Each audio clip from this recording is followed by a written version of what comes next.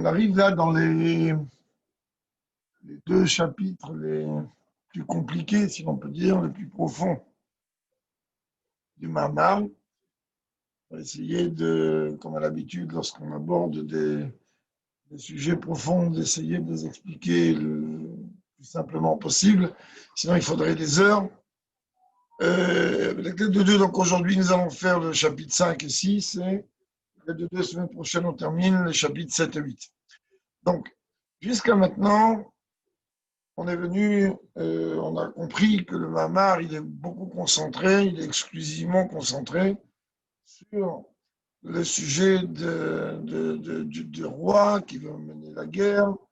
Et à partir du moment où il mène une guerre, alors il est prêt à gaspiller tous les trésors les plus cachés, les plus secrets.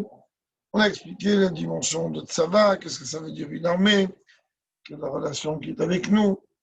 Et là, dans le chapitre 5, et si là, comment dire, rentrer un peu plus profondément dans les Inyanim, surtout qu'il s'est posé la question, puisque tout ce qu'il y a en bas, on le retrouve en haut, alors on n'arrive pas réellement à comprendre la relation qu'il y a dans le fait que, est-ce qu'en haut il y a réellement un conflit, est-ce qu'en haut il y a réellement une guerre, et puis après tout, qui peut, comme on va le voir un peu plus loin, qui peut bichlal, ne serait-ce qu'essayer de s'affronter avec Dieu. זהו מה שכתוב עלה כי marqué dans Zecharia, צדקת פרזונו בישראל. Le prophète Zecharia il dit que la justice de son gouvernement, justement, le gouvernement et justice, qui se trouve donc en Israël. Là, Mourazal, Rami m'ont dit dans la Gemara, ah, tu crées Pirzono et la Pizrono. Ne lis pas gouvernement, c'est-à-dire loi, tribunaux, mais lis Pizrono, éparpillement. Et la Gemara, elle dit, Saka, Sakadosh Baruch Israël, chez Pizran, les Venaumot, que c'est une bonté de Dieu, une tzedaka que Dieu a fait d'éparpiller le peuple juif parmi les nations. On sait très bien, qu'on a expliqué un petit peu la dernière fois, le fait que le peuple juif soit éparpillé, d'abord, à travers le monde, d'abord, ça permet à ce que tout le travail d'élever le monde entier va pouvoir se faire, au niveau terrestre et technique, stratégie militaire ou autre. S'il y a, Dieu préserve, si le peuple juif se trouvait comme en Égypte, dans un seul et même endroit, et que le gouvernement chercherait les problèmes, Dieu préserve comme en Égypte au peuple juif, alors il y aurait un gros problème car on n'aurait pas comment pouvoir se sortir de là. C'est la raison pour laquelle Chagma a dit c'est une tzedaka que Dieu a fait de nous éparpiller. Va, Baruch s'expliquer longuement, bref, le bala yulavot kodem lachen. Expliqué longuement dans les commentaires sur le mariage du Rabbi Rayatz. Et même avant cela, dans les commentaires du Admor Emtsaï, deuxième rabbi, le fils d'Admor Azaken, notre Atraim Parashat Beshalach, dans l'idée chez Pizran et Venaumot, Baim, le Pirouche Apashut, le Pirzono, Shulashon Prazot Teshev Yerushalayim. Il dit en vérité, je ne crois pas que c'est juste un jeu de mots qu'on est venu dire ici, ne lis pas gouvernement, tribunaux, mais lis éparpillement. Il dit simplement l'un a besoin de l'autre et l'autre a besoin de l'un. C'est-à-dire que par le fait, justement, que le peuple juif est éparpillé à travers les nations, alors c'est ce qui va permettre à ce que Yerushalayim, avec tout ce qu'elle représente, elle va avoir une assise. C'est-à-dire, elle va pouvoir avoir une force. Et comme les Chachamim nous disent, que la dimension d'éternité, c'est justement la construction d'Yerushalayim, On dit Prazot Teshav Yerushalayim, que la ville de Yerushalayim, elle va rester une ville éternelle, malgré tout ce que jusqu'à maintenant on entend qu'on veut tenter de négocier ou de discuter 24 Makom. Mais si on veut que justement cette Yerushalayim, elle demeure éternelle, et elle demeure comme il se doit, la Yerushalayim terrestre et la Yerushalayim telle qu'elle représente dans le sens spirituel. Alors on a besoin de comprendre par cela concernant le trésor. Puisqu'on a parlé juste avant, que le roi va gaspiller pour arriver à la victoire de cette guerre tous les trésors qu'il possède, même les plus cachés.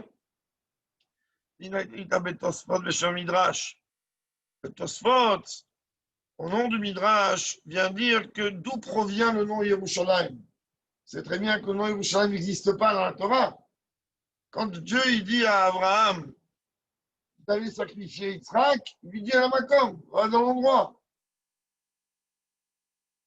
Partout qu'on est en train de voir dans la Torah, le terme Yerushalayim, au sens élémentaire, il n'y a pas.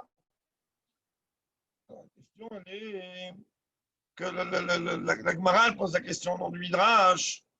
Hashem Yerushalayim ou al Shem Shnei Hashemot shenikra b'hem. En vérité, ce nom Yerushalayim, il provient de noms qui ont été.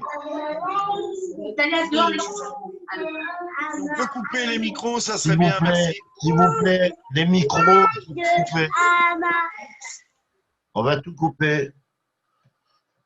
Ça y est, tu peux y aller. Merci. Donc, par rapport on trouve deux noms. Qui a donné deux noms? Allez, d'Abraham Avinu, va aller de Shem Ben Noach. Abraham Avinu, lorsque il a amené un korban, alors il a appelé Yirae, c'est marqué là-bas, Shem Hashem Yirae, comme Yirae, et Shem Ben Noach, lui, il a appelé Shalem. Et donc, quand on associe les deux, on arrive à Yira Shalem. C'est-à-dire la crainte parfaite, la crainte totale. Ira Shalem, c'est la même valeur numérique que Yerushalayim. Puisque Yerushalayim, c'est quoi? Ça s'écrit Yerushalem sans le Yud. Et Aleph, et ça donne Vav, donc Yerushalayim. Et en vérité, il est expliqué là-bas que lorsque on arrive, quand on parle de Jérusalem, on parle justement de la crainte au plus haut niveau. C'est un endroit où la crainte de Dieu doit être a priori dans les dimensions les plus grandes, puisque ça on verra d'une façon claire avec le dévoilement de Mashiach du troisième Beth Amikdash. Et donc il dit, quand on arrive à la crainte au plus haut niveau, à ce moment-là, quand on arrive à craindre Dieu au plus haut niveau, dans ce cas-là, on arrive d'une façon concrète, oui, à être prêt à donner sa vie. Regardez comment Rabbi il dit ici. Befoal, concrètement, Begiloui, d'une façon dévoilée, Bemassé, c'est-à-dire pas concrètement dans une façon un petit peu comme ça. Mais concret. Et en fait, lorsqu'on arrive, rappelez-vous qu'on avait dit au deuxième chapitre que d'après certains livres de Kabbalah, le shoresh de la Mida de Netzach, la source de l'attribut de la victoire, alors elle se trouve dans les niveaux les plus hauts que tout, jusqu'à même qu'elle est tirée de l'essence même de Dieu. Alors il dit, c'est pas compliqué. Ce qui va nous pousser à nous d'arriver au Messirut Nefesh, c'est le plus haut niveau de l'âme, comme on l'a expliqué maintes fois au niveau de Yechida. Seulement pour arriver au Messirut Nefesh, il faut d'abord arriver à une crainte parfaite, à une véritable crainte de Dieu. Pas seulement une crainte qui va être au niveau le plus bas, comme on l'a vu un peu dans Tania et ailleurs, qu'on parle du niveau de Hirat Boshet, la crainte de la honte. Donc le niveau le plus haut.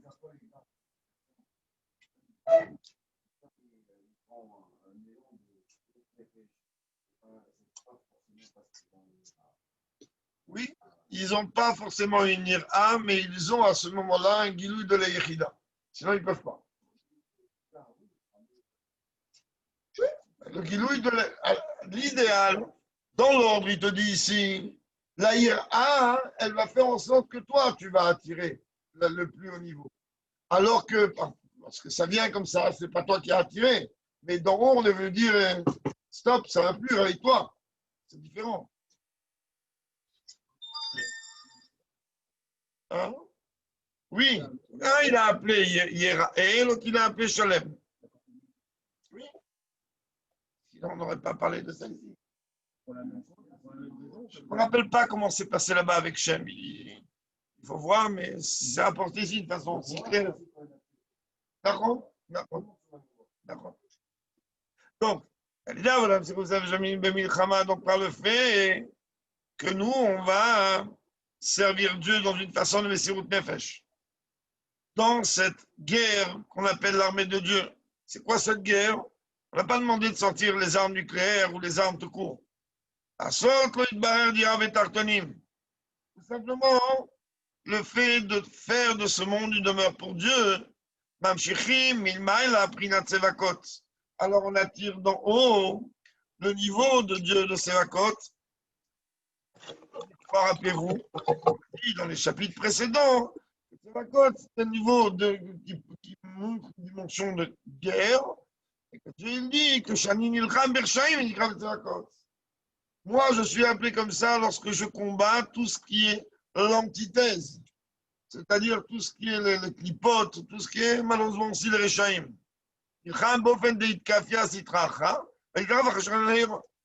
Comment en vérité comment la guerre se fait contre toutes les forces négatives? Dans un premier plan, à travers le fait de la briser, c'est le travail du Benoni, et dans un second plan, à travers le fait de transformer l'obscurité en lumière, etc., c'est le travail du tzaddik vers l'eau.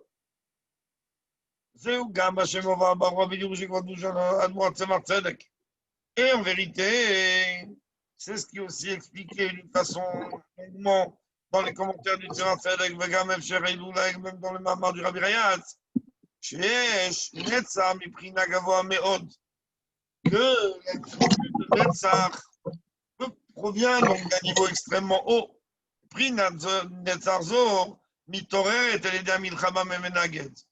Que cet attribut-là, cette mida de Netzach, elle arrive à s'exprimer au moment où il y a une confrontation. Ça, on va comprendre très vite la question qu'il va poser ici. À la base, c'est comme ça.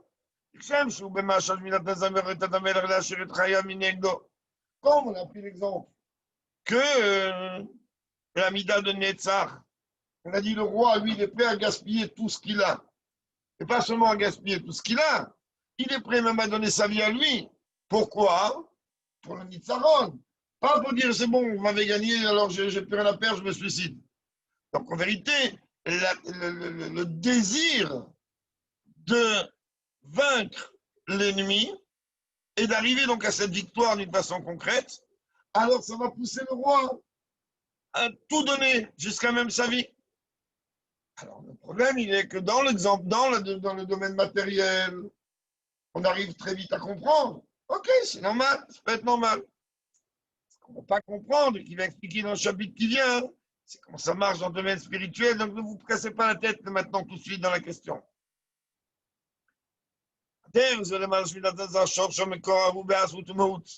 L'attribut de Netzaro, comme on vient de le dire, sa source, elle touche l'essence même de Dieu.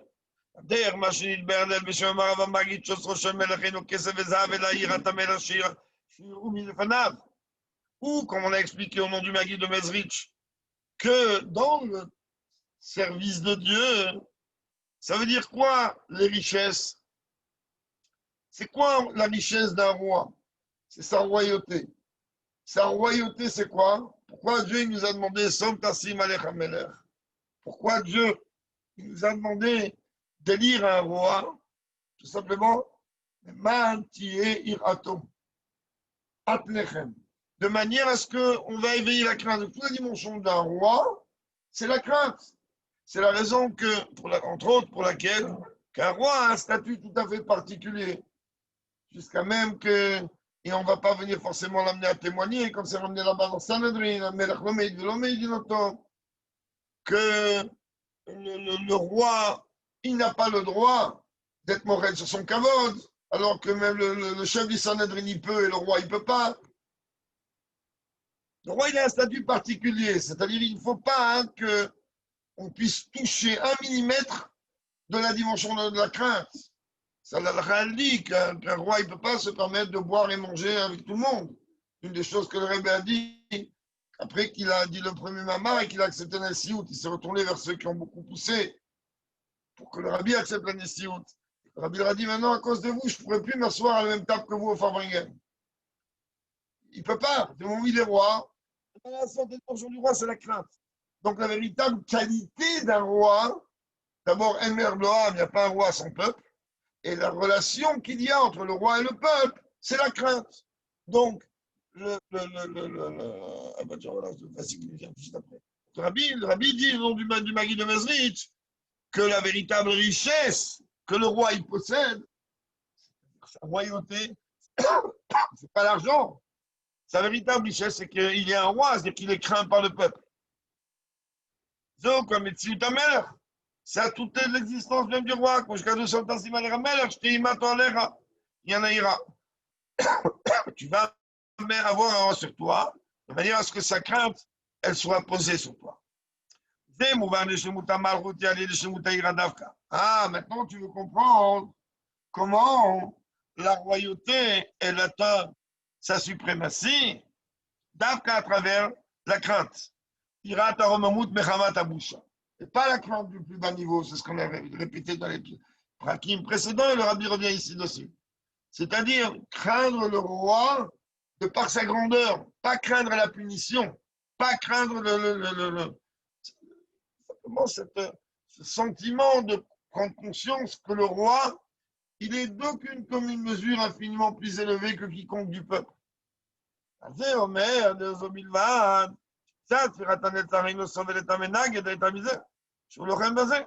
Et donc, lorsqu'on prend la tribu de Netzar de victoire, comment c'est la tribu de victoire, donc elle ne sait pas perdre, ça s'appelle victoire. À partir de là, elle ne supporte pas qu'il peut y avoir la moindre opposition, puisqu'elle est victorieuse à tous les niveaux. sur le chem basé, מנהיג את המלוכה באופן שמעורר עד בפנימיות החיות שלו, שלמעלה מחיות הגלוי, כנ"ל שהמלך משאיר חיה מנגד. Et automatiquement, dès qu'il y a une opposition quelconque, alors le roi qui lui est là pour diriger donc le peuple et donc diriger toute la dimension du royaume, eh ben il va dévoiler cet attribut de victoire, c'est-à-dire que pour lui, la victoire de la guerre est plus importante que tout ce qu'il possède jusqu'à même sa propre vie. Dans les hommes matériels, ça marche. On peut comprendre. Comme les capitaines qui sont dans les bateaux, alors eux, ils disent, viens, on va sauver d'abord tout le monde. Nous, on reste les derniers, et puis si on doit y rester, on va y rester. Ça, on parle que d'un capitaine de bateau. Un roi, quand chacun de Calvachomer. Alors, le Rebbe dit maintenant, on arrive à comprendre tout ça, ok, un roi, il va éveiller la crainte, il va éveiller chez nous tout ce qu'on veut. Mais, il ne pas de me dire que la relation qu'il y a, elle n'est pas uniquement dans le service de Dieu.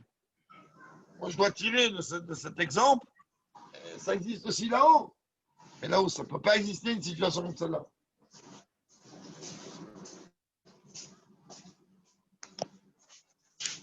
Oui.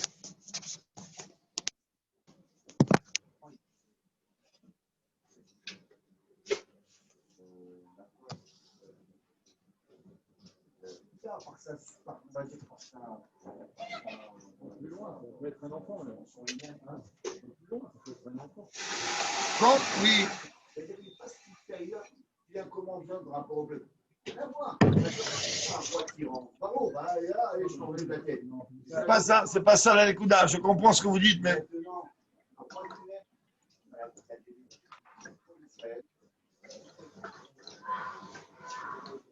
le patron, il ne va pas le voir. C'est le navire qui est à côté qui va lui dire ce qu'il faut faire. Quand on est en train de parler, je suis d'accord avec toi. Le roi et le manique du peuple. C'est deux choses différentes. La Gemara dit Malma Kirabon. La Gemara dit c'est qui les rois? Ce sont les grands maîtres, ce sont les C'est tzadikim. une métaphore, c'est pas les rois comme ça. C'est une métaphore, les patrons, on va dire. D'une façon concrète. La preuve, Moshe Rabbeinu, qu'on va, entre Rachid, entre guillemets, donner la Malchut et l'autre la Keuna, avant la Keuna, il n'était pas vraiment roi, puisque sauf un seul ils ont été punis dans Israël. Quand ce gars voulait un roi. Alors, ça montre quoi? Que Moshe n'était pas un roi en tant que tel. Il était un navi, il était un manille, top. Mais il a le digne du roi. On prend le digne. Dans le cas de la mitzvah, il y a une mitzvah qui s'appelle Minouï Meler. Dans cette mitzvah de Minouï Meler, tout un Tzemar Tzedek dans des mitzvot très très long sur ça. Je t'explique c'est quoi cette mitzvah. Alors, oui, mais ce que je voulais dire, ce que je veux dire, entre autres, c'est que le roi, qui qu'il soit, c'est un choix de Dieu. Et à partir du moment où c'est un choix de Dieu, c'est-à-dire que Dieu, il a mis à ce poste-là au-dessus de tout le monde, puisque c'est lui qui règne.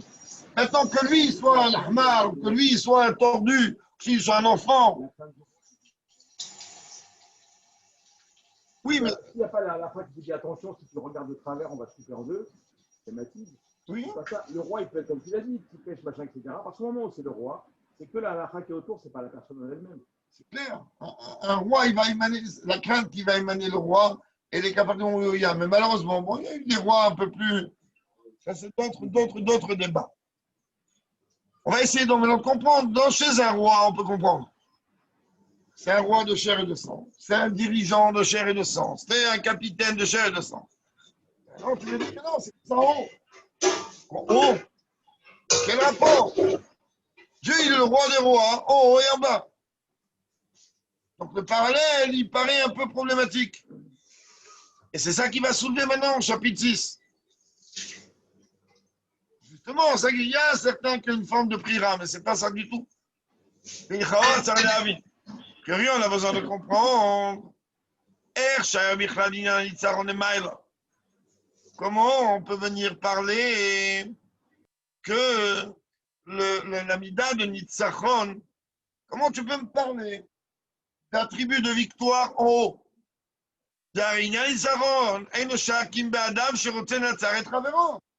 Une victoire contre qui?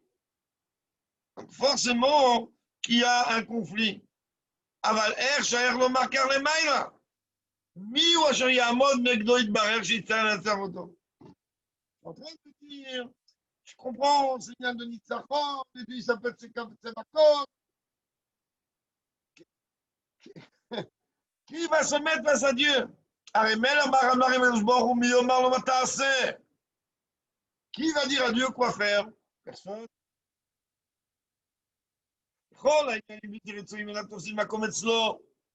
Et toutes les dimensions négatives, et toutes les forces du mal, et tout ce que tu veux, Bichlal, ça n'atteint pas. Certainement, vous avez remarqué, en général, dans presque tous les Mahamarim de Batilegani, le rabbi, il cite tous les rebbeim dans l'ordre et dans le désordre. Là, pour l'instant, c'est dans l'ordre. C'est l'Admour Azaken, l'Admour Emtsaï, l'Admour Emtsaï, c'est Marcelek, le Rebbe Marash. Chaque Nekouda, c'est des choses, bon, ça c'est quand on veut rentrer dans le Youn, mais là, on n'aura pas réellement le temps. Vague, votre Admour Marash, Bédibra Matritsit Katpir Zono, Tafresh Revov, dans le Mahamar du Rabbi Shmuel, qui parle justement de ce verset dans Zecharia, Zoum Hashanema Vegam Netzar Israël et Shakev le Inochem. Fait qu'il est rapporté là-bas que le Netzar Israël, ce qui représente l'État Israël. On parle de Dieu ici. Chacun il n'y va pas mentir, il ne va pas non plus te laisser passer les choses comme ça. L'État Israël d'Afka, Shanitzachon ou Bijil Israël, c'est-à-dire celui qui combat pour le peuple juif. Son combat, lui, il est d'Afka pour sauver son peuple. Puisqu'en bas, le peuple juif, ils ont besoin de cette dimension donc, de victoire. Israël, Madame, Madame Elelion. On sait très bien que le peuple juif, il est le seul à être appelé Adam. Atem, Madame, comme c'est marqué. Pourquoi? Parce que le terme Adam, entre autres, dérive du mot Adam Elelion, qui ressemble à l'être suprême. Il est Mishumze. Donc, même si en vérité là-haut, il n'y a pas de Inyan de Nitzaron, il n'y a pas de bagarre, il n'y a pas de guerre, il n'y a pas besoin forcément de victoire. Kol makom na'asa l'État Israël, Inyan Nitzaron les maïla. Mais au fin de l'Oï, chacun l'inar, il va voir Inyan Netza, Borator, Tzevatzad, et Kresh Parchat Be'ez. En vérité, c'est le travail du peuple juif lui-même. Et le peuple juif, étant donné qu'il est appelé Adam, parce qu'il est Adam et Léon, il ressemble à l'être suprême. Donc en vérité, la bagarre, la guerre, elle est pour le peuple juif. Et par rapport au peuple juif, et lorsque le peuple juif, il va faire son travail de faire dirab et tartonim, alors c'est comme si qu'il y a eu même là-haut, parce que pour ça, il a besoin d'attirer la mida de Netzach, qu'il y a eu même là-haut une opposition, et grâce au travail du peuple juif, elle a été enlevée. Dans les chapitres 7 et 8 derniers, il va expliquer tout dans Avodat Hashem. Pour l'instant, ça reste un petit peu.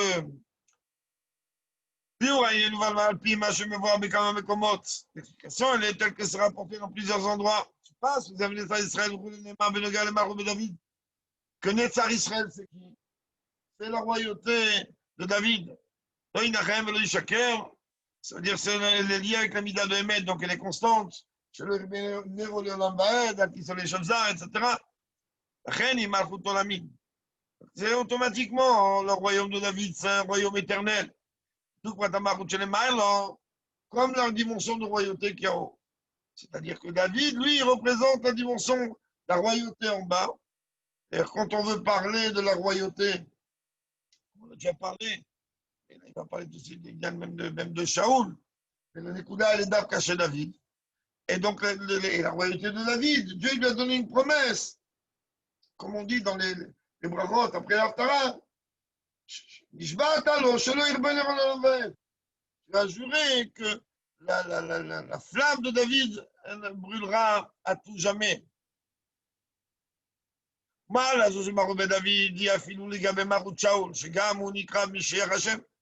Et cette dimension de royauté qu'il y a chez David, elle est même plus élevée que celle qu'il y avait chez Shaoul. Quand Shaoul, il a été loin. Il a été loin, comme on voit Rambam, comme les rois au sens le plus élémentaire du terme. Chez David Shura Imprinat Netzar Israël. Mais on a vu que le royaume de Shaoul, lui, n'a pas tenu il n'a pas tenu aussi longtemps qu'il aurait voulu. Et justement, Davka, la royauté de David, elle est liée avec Netzar Israël, avec les dimensions d'éternité.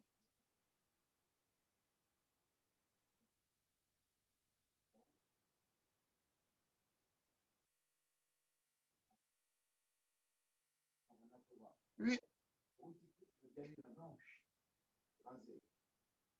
Après, David et sa descendance, il y a eu des rois de David, Lauric, Aboudazara et machin, ils ne sont pas rasés. À la base, comme on a déjà dit, à la base, Shaoul, c'est un très grand roi, c'est le premier officiel, mais concrètement, il devait donner l'exemple. On a expliqué que toute la dimension de la royauté, c'est l'Aïra du peuple vis-à-vis de lui, mais c'est un miroir. Si lui, il n'a pas le bitoul et la crainte de Dieu, alors automatiquement, comment il veut que le peuple il va venir battre à lui et le craindre. Comme c'est le premier roi, en tout cas officiel, eh ben, lui, on n'a pas laissé passer le moins de millimètre, même si la kavana, elle était une kavana qui était parfaite. Je dis bien parfaite, puisque Dieu témoigne que Shaoul, quand Shmuel vient le voir, il lui dit Assis, devant Hachem. C'est-à-dire qu'il n'est pas en train de dire allez vous faire voir, c'est ce que je veux. Il avait pour lui la kavana la plus top. Bon, comme tu dis, il n'avait pas d'exemple avant lui. Ben, lui, il a été l'exemple pour tous les autres. Ça n'a pas empêché que les autres, ils ont fait ce qu'ils ont voulu après. Mais Kamouvan, le seul et véritable exemple de la royauté, c'est David et personne d'autre. De façon concrète. Comme le Rabbi rapporte ici, vous expliquez. Oui, bravo. David Shuraim, Prinat Nazar Israël. Ok. Comment il descend de David, d'accord, mais l'exemple, l'étiquette,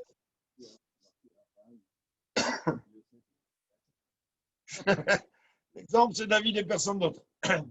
C'est lui qui est lié avec Nazar Israël. Et donc, cette dimension de Nazar Israël, c'est cette dimension de victoire, si l'on peut dire, elle est même au-delà même que la vie du roi lui-même. C'est-à-dire que lui, il est prêt à tout donner pour arriver à cette dimension-là. David, et ça on le voit Davka chez qui? Davka chez David. Van al pima shekatu neuma gever ou kam al. Chez qui là que là-bas on est en train de parler qu'il a amené on est en train de louer l'homme qui a amené un corban à Dieu. C'est quoi? Tu vois ce qu'on disait il y a 2 minutes? Tu le vois dans les mots ici. Je n'avais pas vu avant, maintenant c'est écrit. Chez David, la Kabbalat Ol. C'est tout, c'est Kabbalat Ol. C'est-à-dire, il ne rentre pas, mais il aurait pu faire ce qu'il voulait. Lui, il est l'exemple du roi qui a un Kabbalat Ol à Dieu.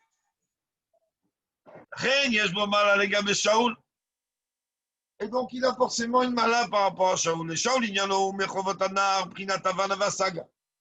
Shaoul, on ne critique pas. On dit Shaoul, lui, fait sa tête. Il veut voir les choses logiques.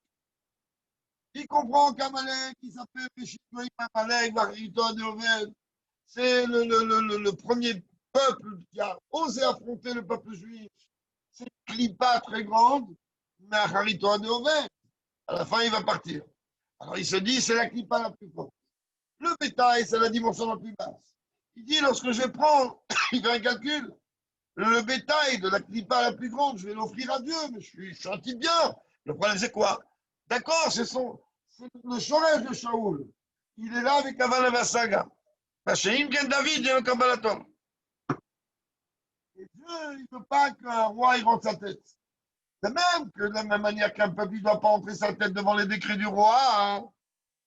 Alors un roi, il ne doit pas entrer sa tête devant ce que Dieu lui demande. C'est ce qu'il dit ici. שאם כן דוד יום קבלתו, שלמעלה מבחינת שאול, בכל התנ"ך, ושכתוב הנה שמוע מזבח טוב, להגשים בחבל אלים. Il dit, mais quoi? Tout le bétail que tu as amené, lui a dit Shmuel, chez moi, Mizebach Tov, Dieu il aurait préféré que tu l'écoutes, plutôt que tous ces corbanotes que tu lui as amenés. Il n'en veut pas tes corbanotes. Il a besoin de tes corbanotes, il n'a pas besoin. Il veut que tu l'écoutes.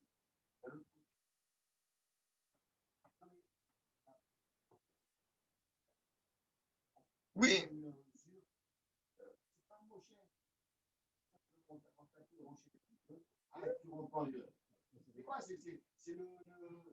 C'est l'exemple. Mon avis personnel, c'est déjà calculé. David devait être déjà le roi universel de l'histoire de Machia. Donc, on va dire un prétexte pour lui dire allez, voilà, allez, c'est David maintenant. C'est pareil pour Moshe. Il a le prétexte qu'il ne devait pas rentrer. Il va trouver une excuse pour lui dire tu ne rentres pas à cause de ça. Bon, ça, il faut dire beaucoup les chaim pour arriver à ça. Mais quand on va arriver dans les 2 derniers chapitres, quand on va arriver dans les 2 derniers chapitres, on comprendra beaucoup mieux.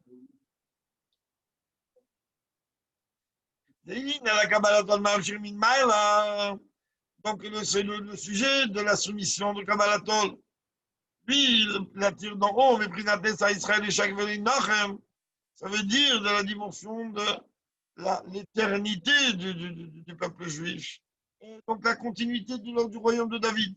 לכן דווקא מלכות בית דוד היא מלכות אמיתית, בדוגמת מלכות עולמים שלמעלה. Ça que le royaume de David, que lui il est lié avec le sujet de Kabbalatol, alors lui automatiquement il représente un royaume qui est éternel. À partir du moment où c'est un royaume qui est éternel, alors il est comparé à Oui,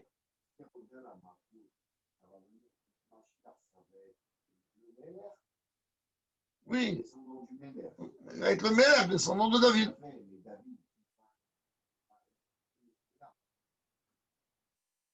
Il va être content, lui, David. Il va rester avec tous ses rêves, il va s'asseoir à Proxide, il va faire fabriquer.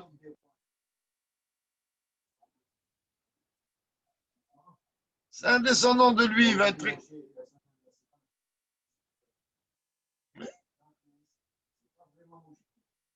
Oui, parce que Moshe vient de Lévi. Pas le même prénom. Pas le même prénom. Bien. Donc, Bezrat Hashem, on s'est engagé, Blineder, à faire deux chapitres par shiur. Donc, pour aujourd'hui, même si c'est un peu plus court, on a terminé.